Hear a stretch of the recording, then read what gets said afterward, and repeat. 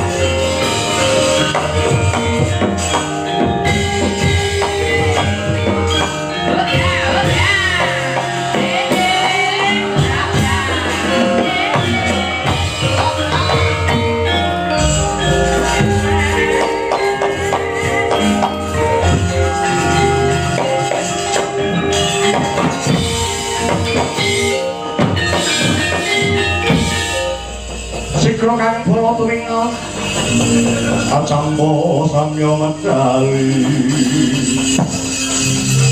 ora kaget gleteng kondo Rangyuan gong menguncang inti Injang sangat injil Wadinyo ngedali wus Kresna Surawyaka Katya Buta sing umrahil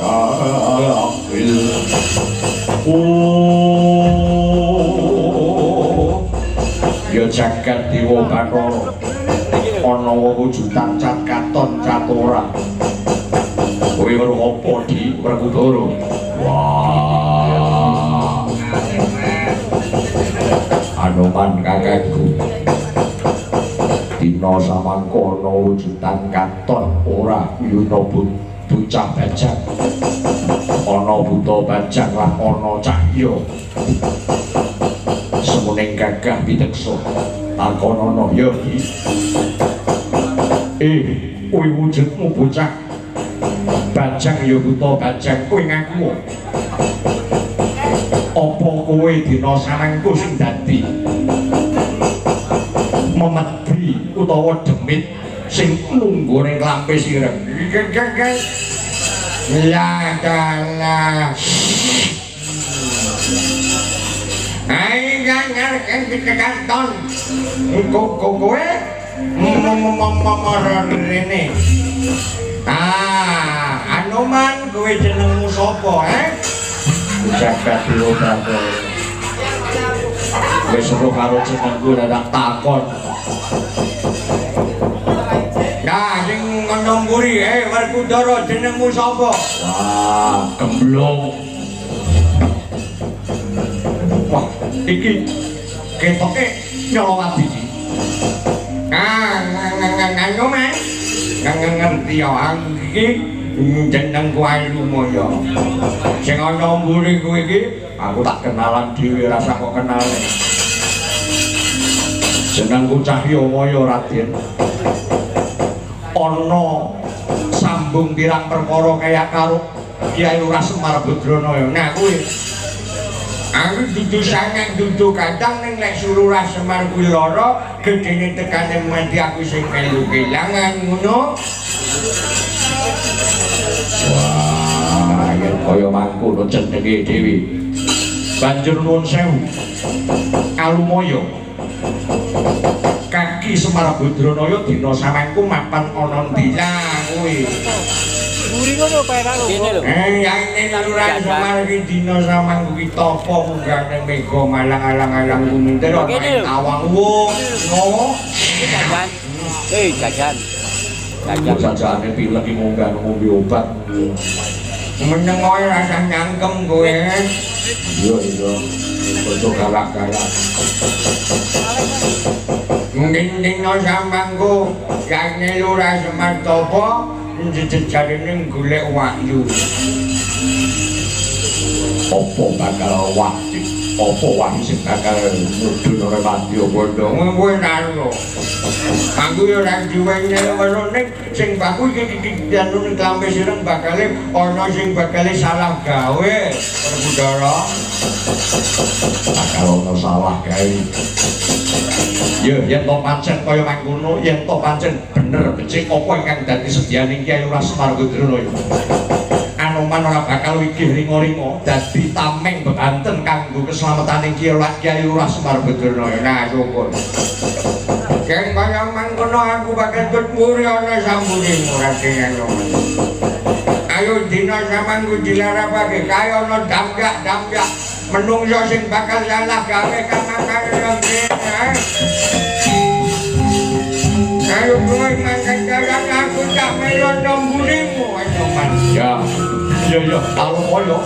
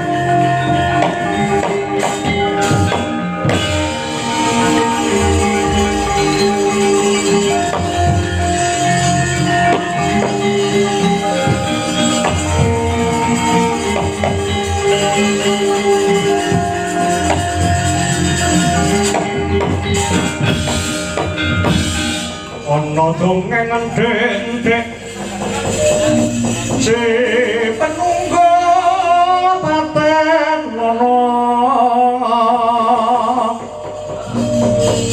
panunggul apa dosane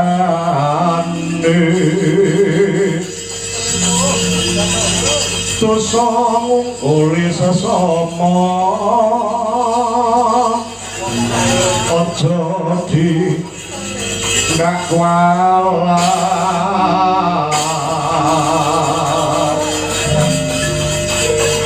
lah bener iku kanggamu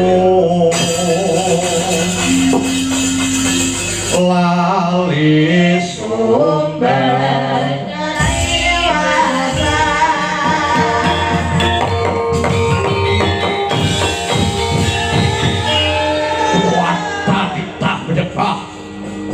ora pangling ladang ana ing tengahing dalan tepis wiringing pager klampis ireng kapiwara Anoman para nyata ya dasar para nyata Bambang Aswatama ana parigawe apa mlebu ana ing tlatah klampis ireng Anoman kawruhana aku nggawa barisan segelar sepapan mlebu ning klampis ireng upaya srana bakal nyerimpung sikiling Semar Badranaya ngrangket tanganing kiwa tengen bakal tak bondo kanggo pengewan-ewan sembodo ingkang dadi sediamu yen to kowe bisa bengkakake dadane Anoman Babu Babu kowe arep apa wani kowe kawruh kula apa sing tak medeni ngemping lorong ginjah pati biyen kowe Sirnapati agul-agulane negara Ngalengka diraja nanging saiki kowe wis dadi kethek kowe elek keklek kalung kacang kowe gendong cengkir wis ora duweni daya pangaribawa apa-apa kowe sumikira ngiwa apa dene nengen Kyai Lurah Semar tak cekele rangket tanganing srimpung sikile sembodo kang dadi sediamu yen to dina sarengko kowe bisa bengkakake dadane Anoman langkauna bangkine Anoman wah ladalah kakean bebangal dina sarengko ora minggir miwon ngono ora indho cetakon dosa bakal dipantangan lakon sikala merapat resal salah was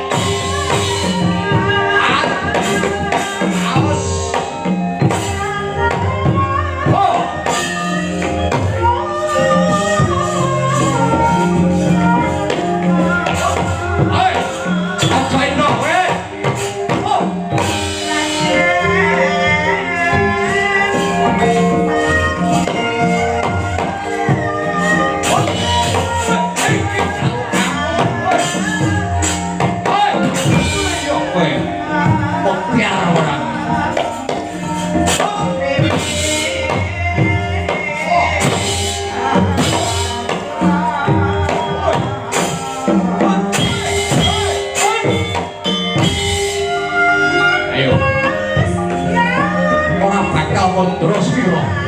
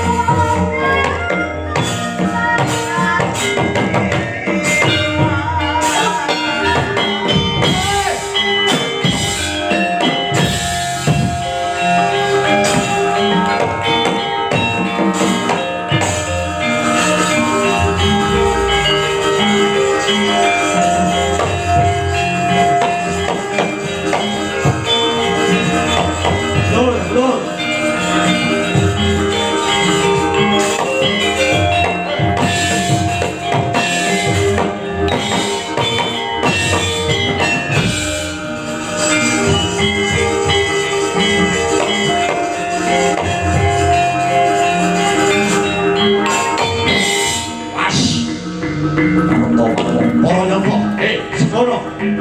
Ayo Kyai Lurah Semar Pasrahno. Yo, pecan. Dasi Anoman. Hop. Hop. Hop. Hop. Kita.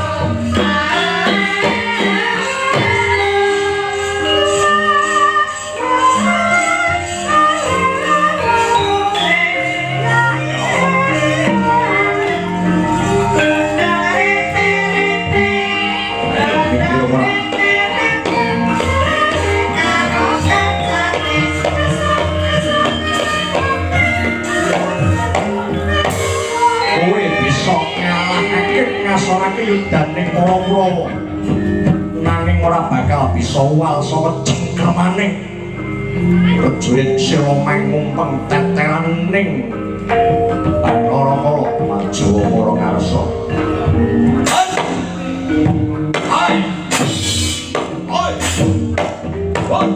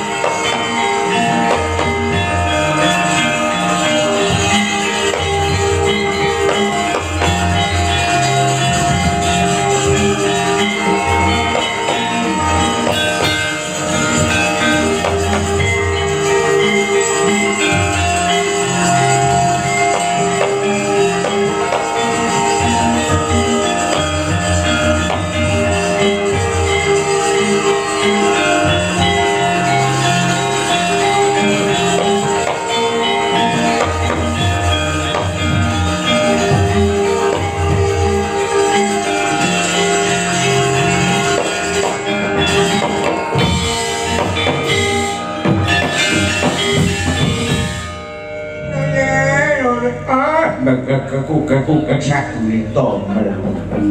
Kok sik to? Kyai Lurah Semar. Penemban Begawan Durna. Ana apa penemban iki menjane apa ora kleru dapukan ngono apa piye? Kleru dapukan piye? Lah yo kok sik to? Jajal dirasakne. Ning skenario niki dimalihne Werkudara, ora kok dimalihne Semar. Semare loro ngono ya. Gek terus fungsine apa? Aku kudu iso lan gelem nyala Pandhawa. Lah Bapak Pandhawa ki ora enek ning kene kabeh iki. Wah, cuman jan kleru karo dapu kamu dimene ya apa dipati, ya apa dipati.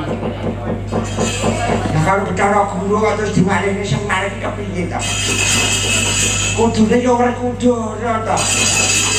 Wis Semar kaya ngene apa iso gilut ta? Kayak ndak bali-bali. Mlakuan kaya nek mentok dobel ngono wae iso. Ganti dapukan ngono oleh apa ora? mesti yo oleh. Kira-kira sandangan Werkudara isih enek apa ora? Anu ning kene nek kumpulan wayang wong ora ya kira-kira. Jam piro cara kuwe kowe sakjane yo kleru. Ayo mau dipati kok malah dadi Semar iki. Wah, kegedean keduren jandak wangun blas. Ya Allah, ya Allah. Diar yo. Kakang Durna ora iki Semar dapukane kleru. Cuma dipati menurut skenario iki kudune ya dadi Werkudara. Tak golekne sandangan ning anu nggih kok.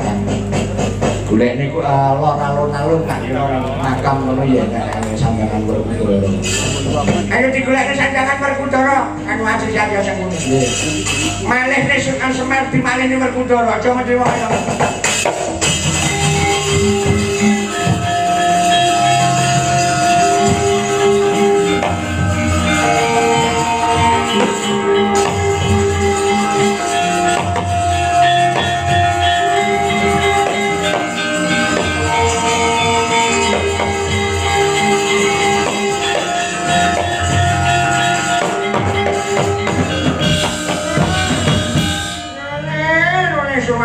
Orang yang butuh kalau kita menyanyi ya, sini bener ya iki, bener ya. Ya mau dipati iki malane dadi Werkudara, ora kok dadi Semar. Ngene aku Werkudara. Durna guruku. Lah kok suarane Werkudara kaya ngono? Ngelik. Werkudara suaranya kok ngelik ya Allah, ya Allah. Jogrehet. Werkudara. Dino sampe kok petuk karo aku gurumu ya ngger Werkudara suaramu aja kaya ngono. Durna bapakku yo. Iki kaya malah Werkudara wayang wong iki. Suaramu digedhekne ya Werkudara, nek tak jojok dadamu. Tak jojok karo Cundha manik. Nyuwara sing gandem, nyuwara sing apik. Werkudara. Durna guruku. Kok sing panggah ngelik aja ya. Rakyat kudu iki kudu dilongi keminggiran iki mau lek nglaras. Kudu dijojok tengah suarane iki ben gandem ben iki. Waduh, lah kok mak klotak.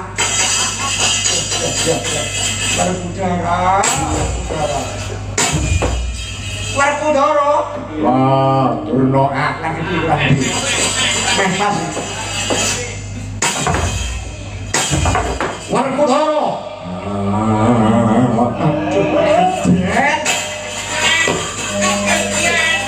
Cilaka.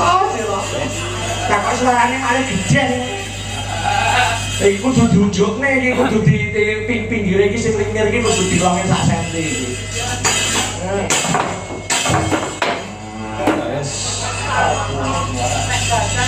Werkudara. Wah, Nah, Werkudara.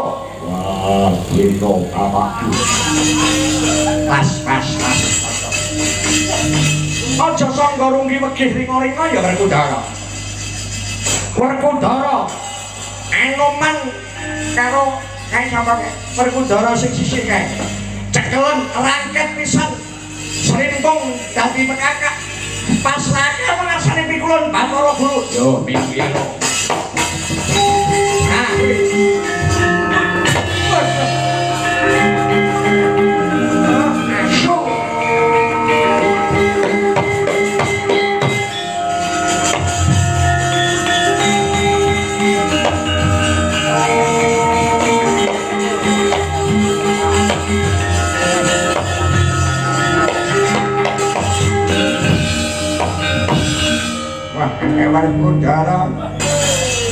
Werkudara iki dhisik dudu Werkudara gadungan. Wah, ungsuh karo Alumaya. Werkudara gadungan kelakon kowe. Mati dening Alumaya, tak cepaki iki wujuting wasaka andalan teka peninggalane POC. Ayo, lakon mati dening aku. Ayo Werkudara, aku sing asli ku manut tak rangket simpung sikilmu.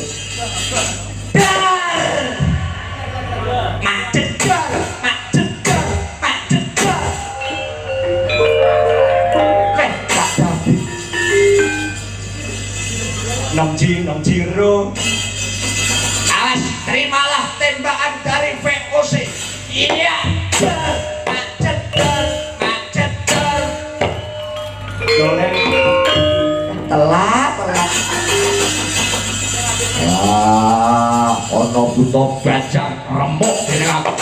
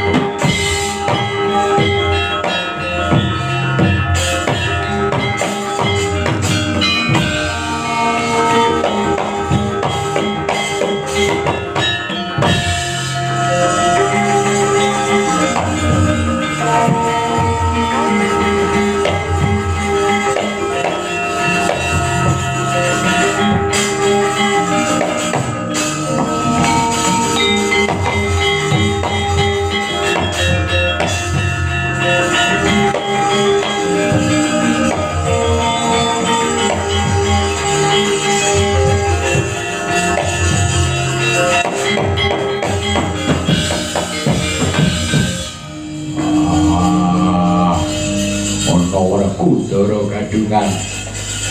Nyapa kuwi sing kadungan? Yo jagat diombo kowe Werkudara sapa aku ora weruh. Nanging Timna Samangka Semar Badranaya kakalak boyong ora minggat aja takon dosa jungkirat nyawamu.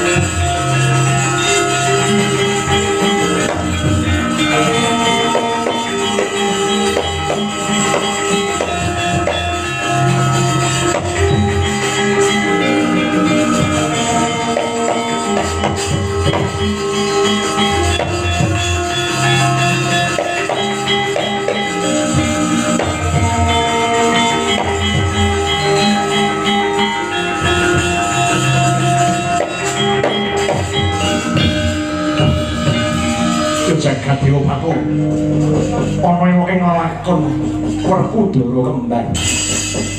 Wih lah dalan. Adikku si Bratasena karo ndhen jurite Werkudara sing sisih kae gigit gurune temah nyokot pupune adikku nganti kedrawasan babar pisan ora kuat ngampah anggone lumawat si Bratasena kabantu. Lah dalah saya nyolowati pakartining Durjana kae. Anoman ora bakal mundur sajangkah ngadepi karo Damana. Ayo maju para ngarep.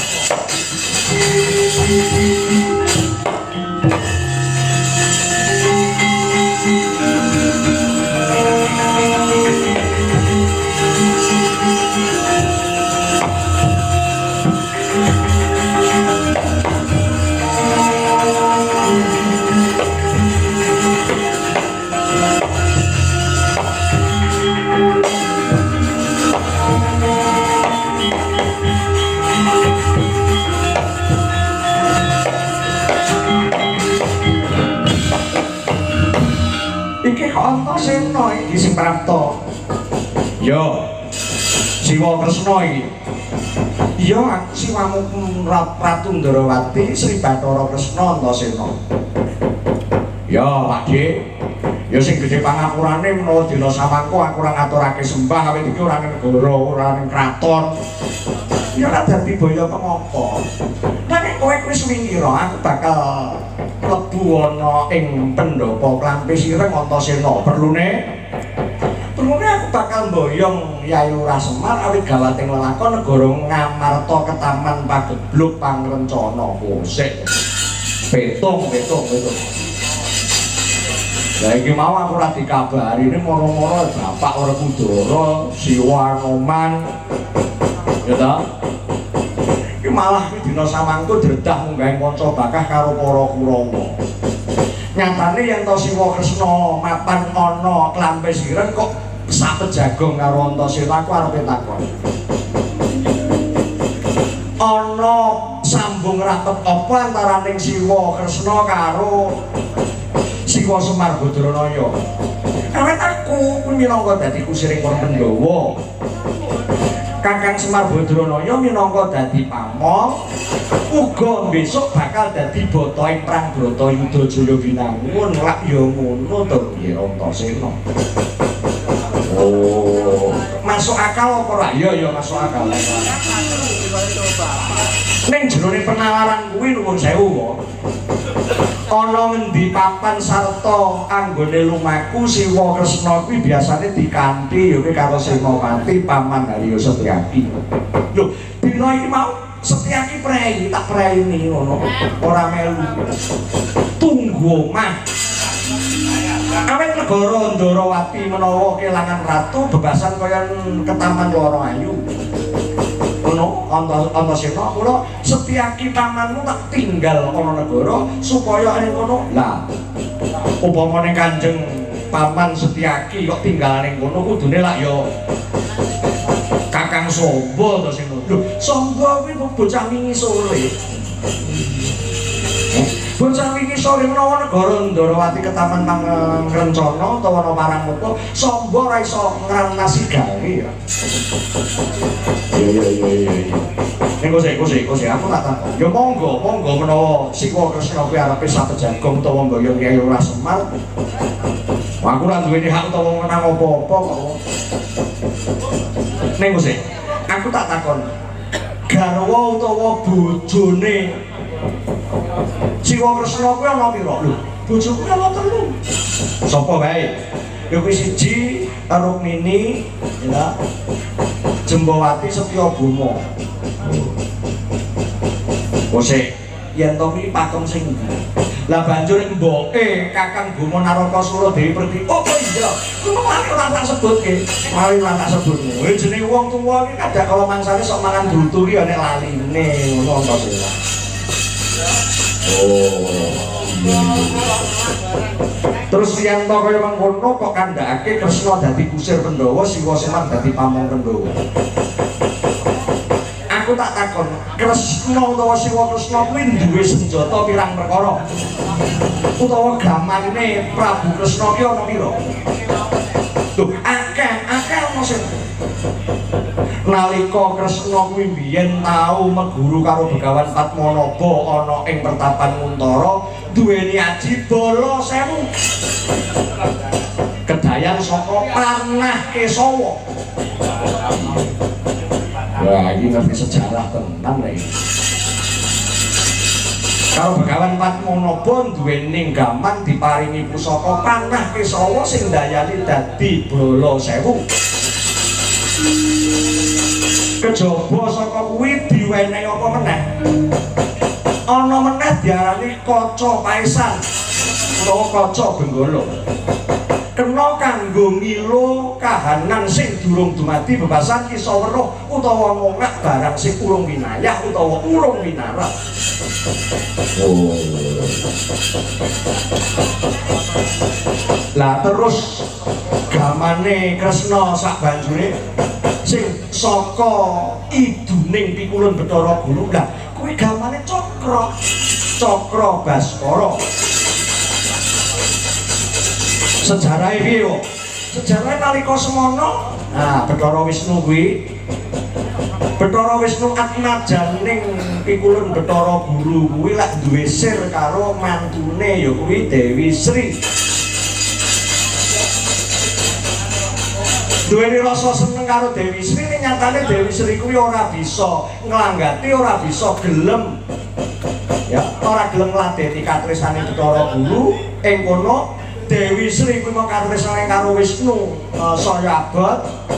Wekasan yo ing kono kuwi Bathara Guru banjur yo kuwi idu utawa lutak utawa kecoh saka riyak sing dikecokake dening pikulun Bathara Guru karo Bathara Wisnu disaut. Ya ing kono dadi gaman utawa pusaka jenenge Cakra Baswara. Yen to pancen Cakra Baswara kaya sing kok kandhake kaya mangkuwi mau dadi gamaning Sri Kresna. Aku tuturno gaman Cakra Baswara ki kaya ngapa? Aku ora nggawa Antasena. Ya bener. Ora nggawa. Kudune Cakra Baswara kuwi mau digawa Kresna. Ana siji meneh yen to pancen Cakra Baswara ora kok gawa.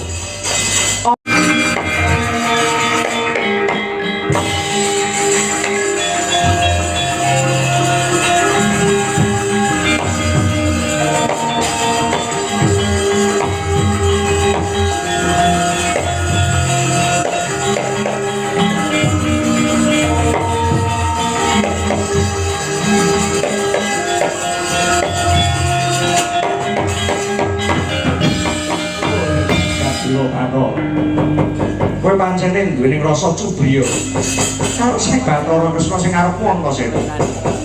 Ya, yen to pancen kaya mangkono. Tak ladenana bebasane menang ora kondang nanging kalah bakal dadi rempah. Bathara kok. Sirnakno para kumara sing namarane.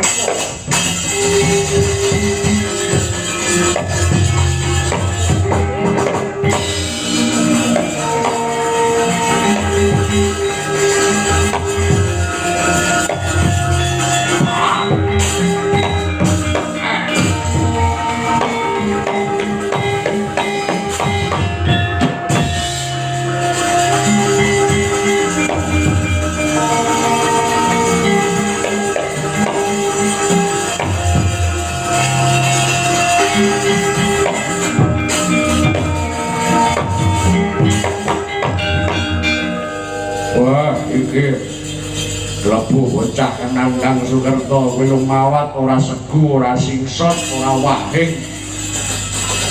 Iki bakal dadi panganku. Ana wujudan cat katon cat ora. Sak morcaning Siwa Kresna tak kedhepake ilang saka pandulu ki ana wujudan cat katon cat ora. Antasena dudu bocah wingi sore. Cilik kurang bakal gede ora keturan bakal. Sirna marganing layu Bathara Kala. Lakon bangkiwa.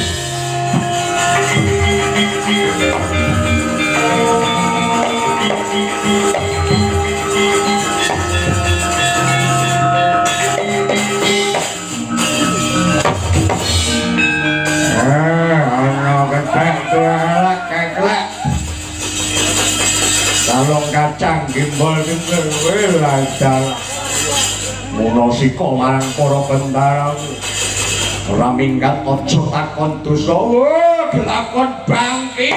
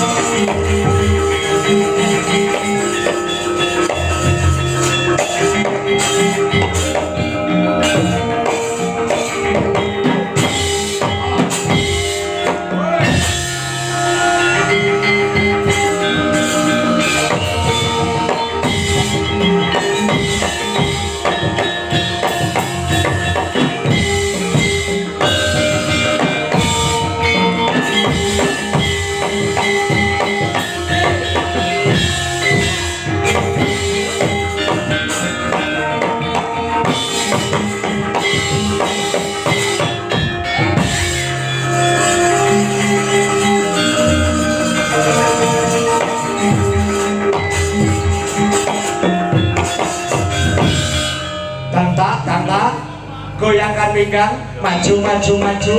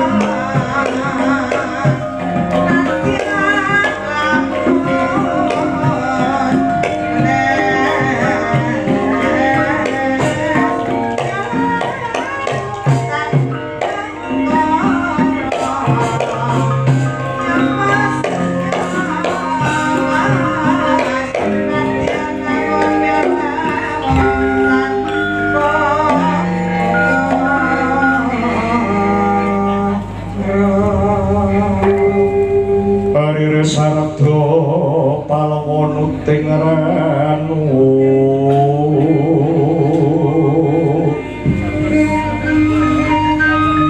tresing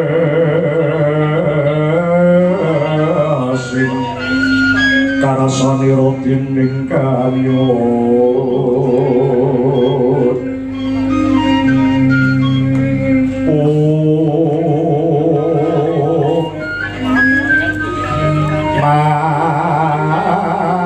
sira paring Gusti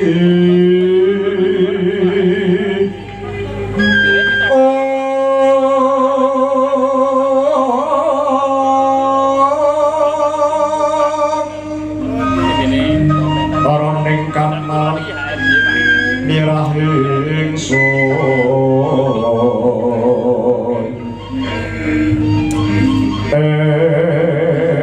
semira muni cita agung ing namo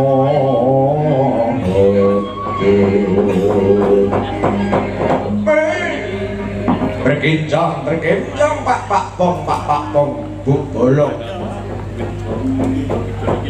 warudoyong di negara uang kali cedek etan parani cekeder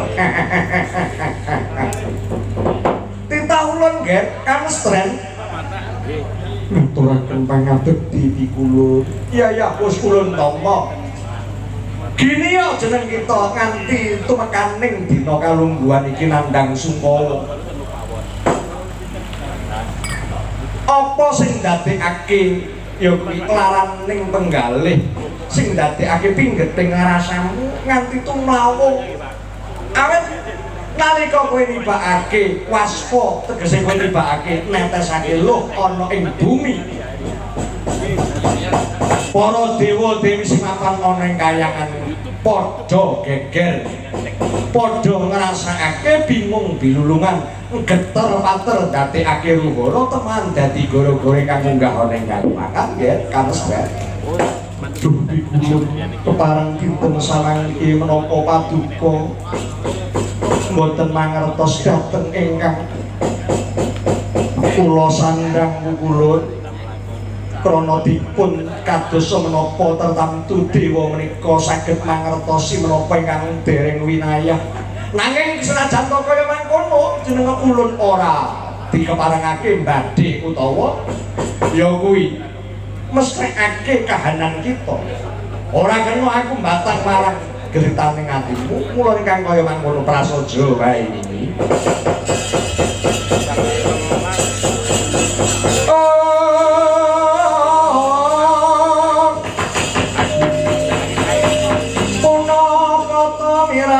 ingsun prihatin waspaku micil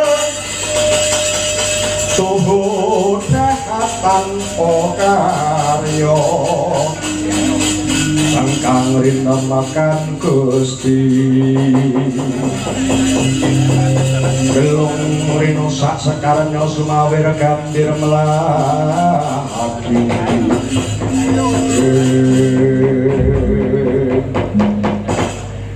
dipun mestani kula menika dados tiyang setri kang kedah ngabekti dhateng guru laki kula menika tinitah dados wadon tegese wadon menika wadah menika dados warana utawi sarana tumangkaring tumitah piwulan ing salajengipun kula menika dipun sebat estri tegesipun kula menika kedah dados paseksen kawontenanipun jagat raya ing atasipun Gusti kang akarya jagat sampun jodohaken kamestren kaliyan pamunging tanah Jawi Kyai Semar Badranaya ewontene kula tansah dipun gesah panah kula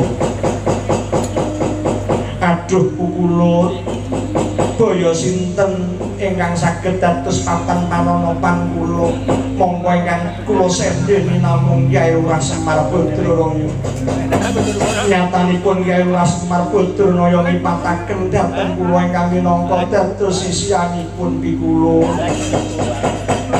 kaki jeneng kita aja sama Gedening tangismu, gedening panalangsamu kuwi ndadekno tapa brata, ndadekno tapa kita. Jroning swasana susah kowe aja banget-banget oleh munalangsa kepara, kudu bisa nangis sajrone bunga, kudu bisa gumuyu sajrone nandang susah. Gedhekno rasa syukurmu. Jeneng ulun bakal ndandani jeneng kita. Bakal piguna tumraping bebrayan lagi.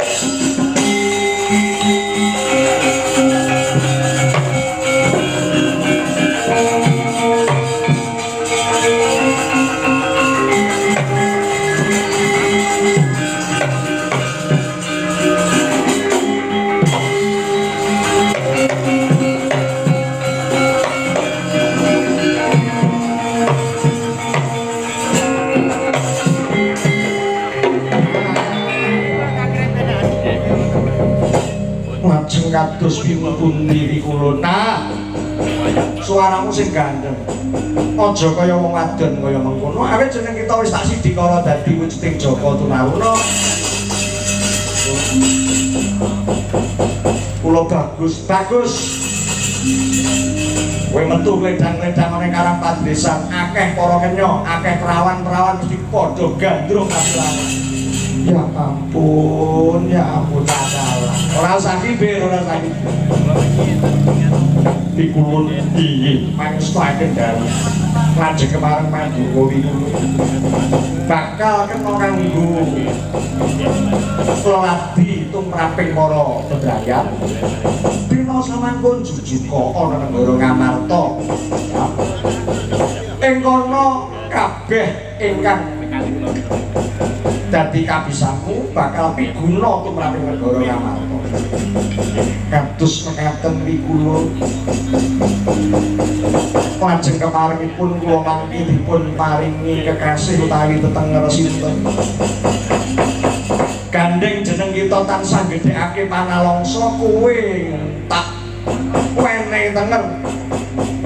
Jenenga utawa kekasih Bambang Paminto Jati. Bambang Paminto Jati. Ya, kaya mangkono nggih. Lajeng kula gadah kanthi sinten. Kae sing mapan ana pecuk-pecukilan sing ana ing pring apus. Uga ana ing karang kabolotan kae bakal dadi kanthi kita. Wis mangkata dina samangko jeneng kita bakal kae.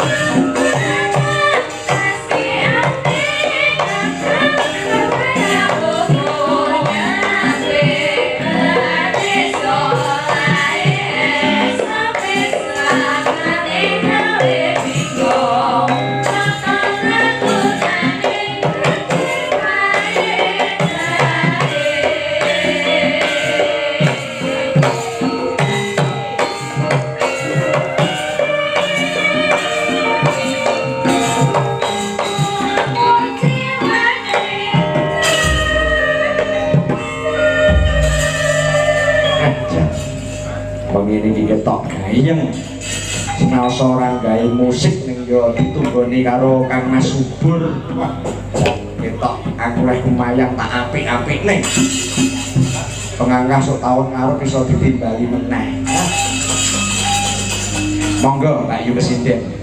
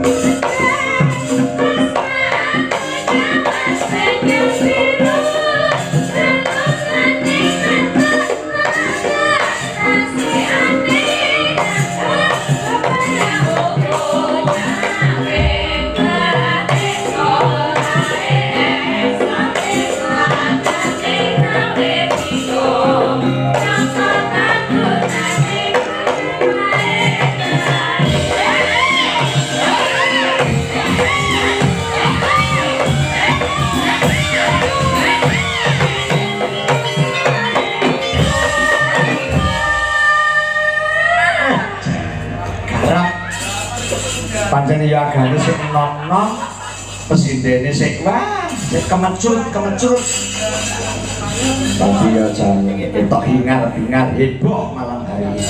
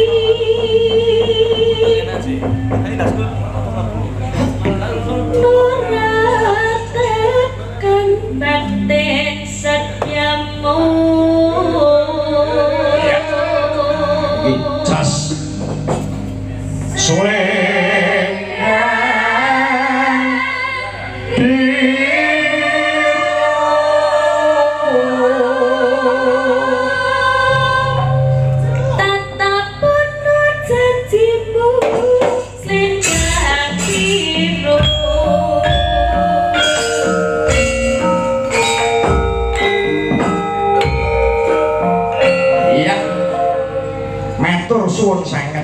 Wah, jan kaya gamelan sekaten. Aku cleng tak duwe sumu. Wah, jan matur suwun sanget. Kepara wanci kang gandalu menika kula Petruk saking Weladan Kecamatan Garung Kabupaten Blitar. Ngaturaken genging panuwun ingkang tanpa upami utaminipun kunjuk panjenenganipun Ibu Kepala Desa Ibu Mujiati. Ugi panjenenganipun Bapak Kasun utawi Bapak Kepala Dusun ingkang mapan wonten ing Tumpang Rejo Kebubang. Dasaripun kula dipun timbali turta dipun papanaken wonten ing balai desa wonten ing kerajaan utawi desa kerajaan. Wah, matur suwun sanget.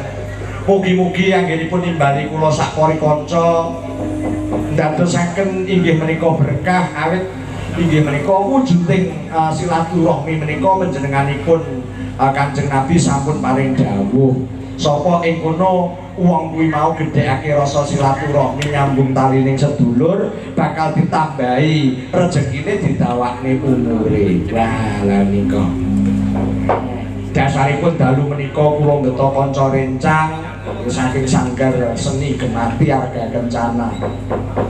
Tasik nggih nyuwun pangapunten kanten nggih menika tasik Joko-joko tumaruna, tasik semekul-semekul.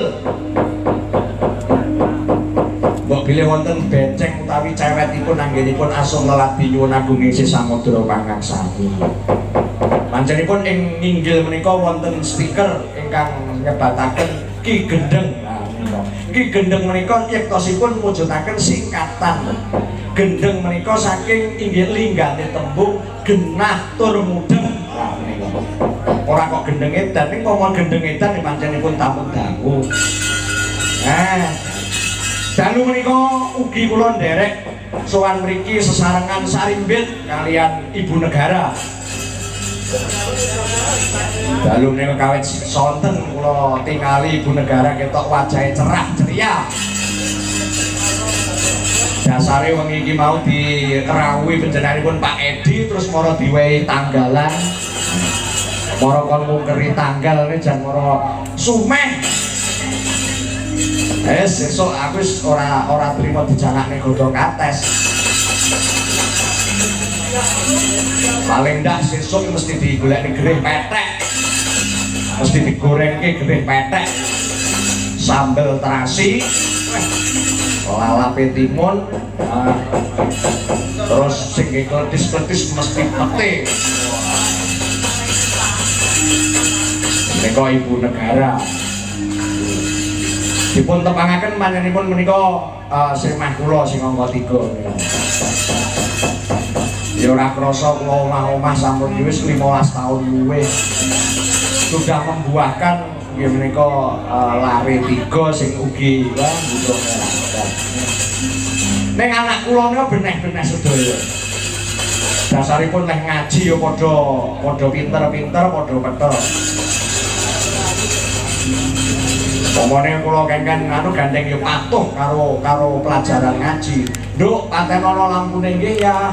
Innalillahi wa inna ilaihi rajiun. Cetek.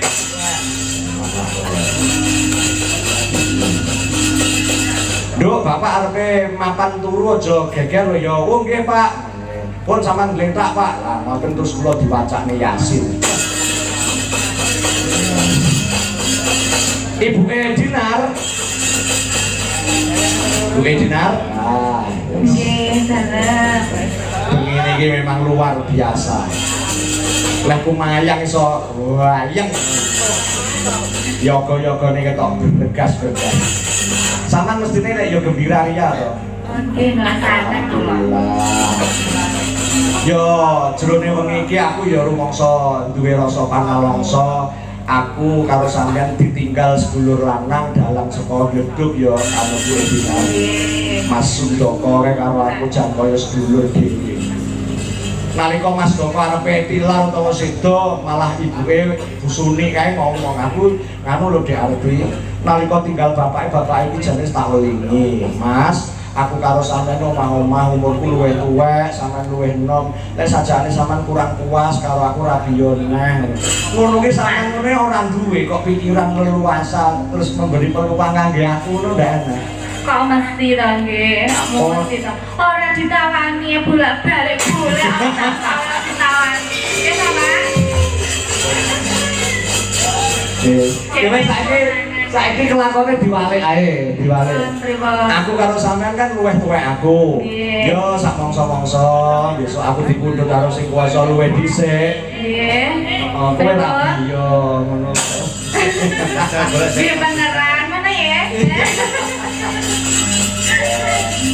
Pancene lek dipikir uripe menungso niku mung trima sedina sewengi ya Mbak Dina. Nggih. Alhamdulillah awake dhewe dina iki sing pinaringan. Sesuk ora weruh, gitu. Ning yen to sesuk iso ngrasake padanging srengenge, insyaallah gejeke rasa syukure. Sebabe dikaya ngopo wae jenenge wong urip kuwi uga nyicipi ya kuwi alaming pati, ya to. Nggih. Ah, kae. Alaming pati sing disebut ana jroning apa kae? Surat apa ya? Menawa cek lali aku. Yen to wong urip ngono pancene uga ora luput teko pati. Ning kanggo negesne bab kuwi aku nyuwun lelangen saka sampeyan kuwi dinar. Kae lho lagu kae nano nano nano neno nano nano nano sing biasane kok nyanyekne ning kamar mandi kae lho. Ninggal katresnan. Yo dadekno. Nangis sajroning jumeneng Sajroning atiku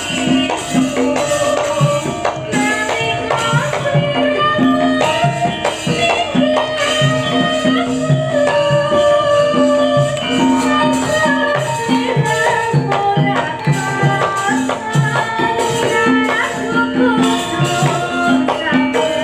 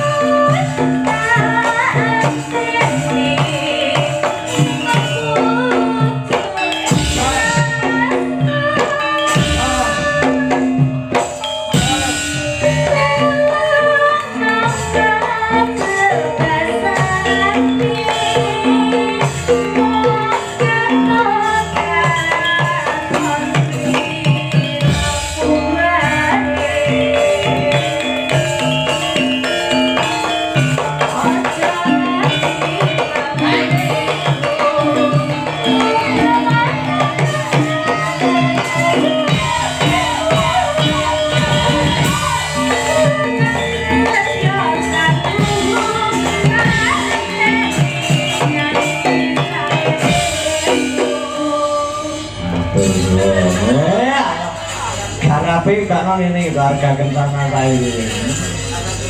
Ora tahu kok jak latihan. Mbok tinggali lunga ning seberang nganti mbok editan. Lah ya tak pikir-pikir aku kaya bojo simpenan to, Pak. Ya. Yo ora nganen yo golek ekonomi. Golek ekonomi kangge yo sejagani sok bocah-bocah lek wayahe sekolah. Ya iki nek sing ngersake mau saka hamba Tuhan. Nyuwun ijo-ijo kasembon. Nah. Sing ngaturake genduk Novi utawa Novi Santoso. Yo Novi Saleho kaya ngapa? Ijo-ijo kasembon. Jangan jumeneng no, sayu. Ya. Ijo-ijo kasembon. Oh iya no. Ya. Jal kaya ngapa? Okonge. Iso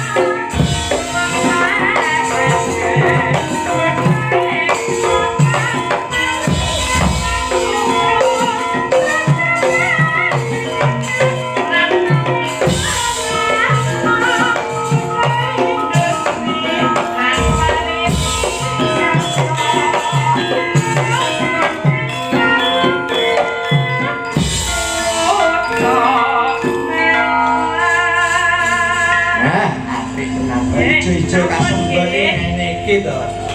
Anu tanggal 19 Juli dirimu disuwun ngremong neh lho. Anu.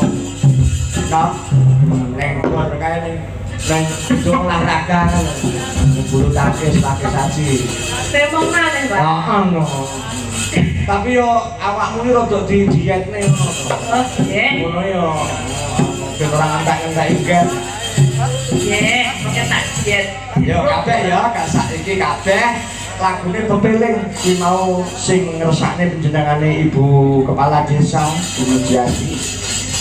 Lagune pepeling dados ayo Alsiden.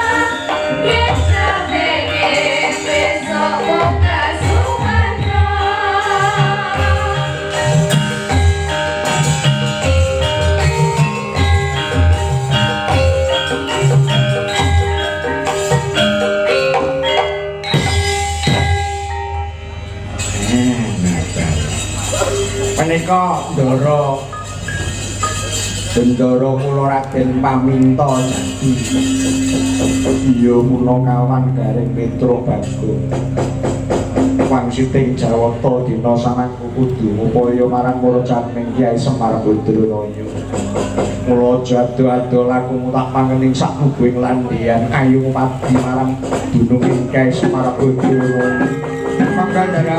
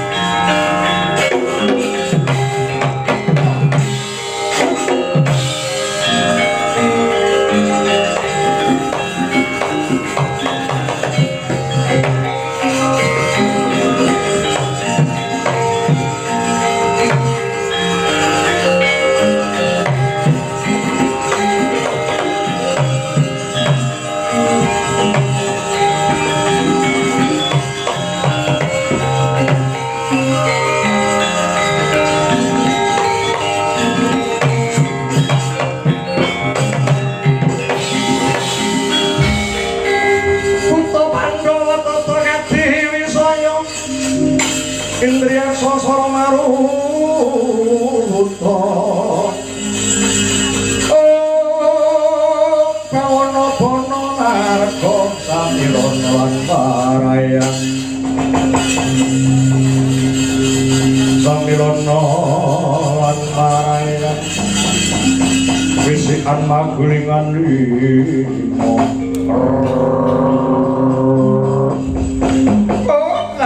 bujreng-bujreng iblis lanang padha mati ku gojekan tuang bolo rudra manik mas patik raja dewaku hayah mandek kok satriya bagus mandek tak takoni cara buta bareng marga makaring para yaksa buta itu pating cali pratulah kaya manuk branjangan kowe ditangguh marang aku balik genti ditakon sapa jeneng lan ngendi prajen kapadoh aku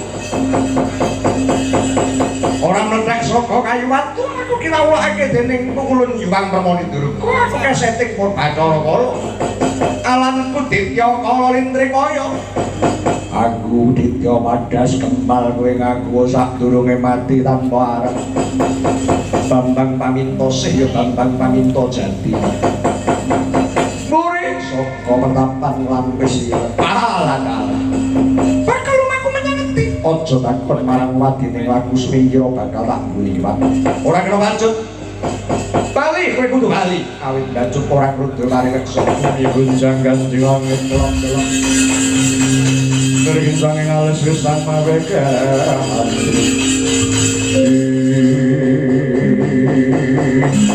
kopak kapito kaya buntute kula tapak angin kekejero kaya manuk branjangan ora ana gawar kenteng sing balekake laku Napa, Bon? Oh. sing ati-ati kelawan Prayitna Gus kaci dhuwur rangsang ndasi buta rancik-ancik gunung Diwantaka kaci Jaka Mantra sugih Jaka Mantra ora bakal meguru marang bathang ing yaksa Hardawalika dasare po yaksa para sangga sing ati-ati kelawan Prayitna candak sautake perbatang